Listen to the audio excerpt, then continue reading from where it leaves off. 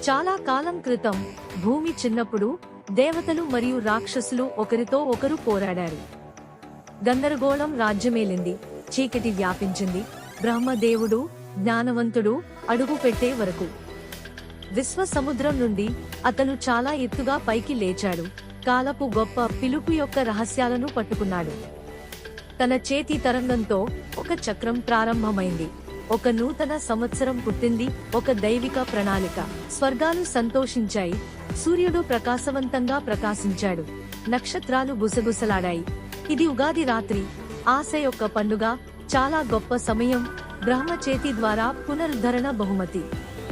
కానీ లోతైన విశాలమైన అడవులలో దాగి అడగడానికి ప్రశ్నలు ఉన్న ఒక ఋషి నివసించాడు. ఆనందం మరియు దుఃఖం ఎందుకు కలిసిపోవాలి? ఆనందం ఎందుకు ఎప్పటికీ అంతం కాకూడదు? కాబట్టి అతను వేప చెట్టు కింద ప్రార్థించాడు మరియు ప్రార్థించాడు, బ్రహ్మ బంగారు అలలలో కనిపించే వరకు. ఋషి క్రిందికి వంగి, అతని స్వరం చాలా తెలివిగా, ఓ ప్రభు, నాకు చెప్పు, సమతుల్యత ఎక్కడ ఉందో?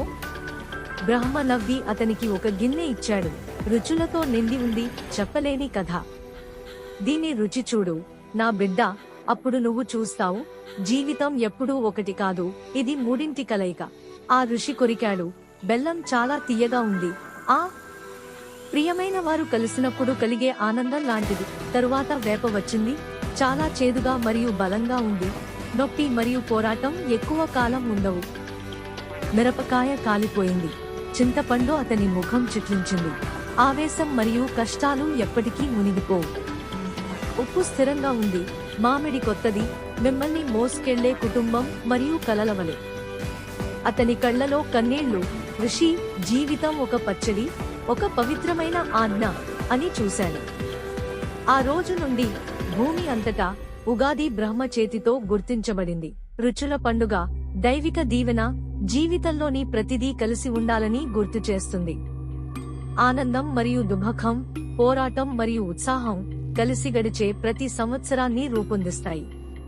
మరియు ఈ రోజు ఉగాది ప్రకాశవంతంగా ఉదయిస్తున్నప్పుడు మనం జ్ఞాన కాంతితో పచ్చడిని రుచి చూస్తాము. ఎందుకంటే ప్రతి రుచిలో ఒక నిజం దాగి ఉంటుంది. జీవితం ఒక ప్రయాణం, ఆస్వాదిద్దాం. వనిత సిల్క్స్ వారి తరపున ఉగాది శుభాకాంక్షలు.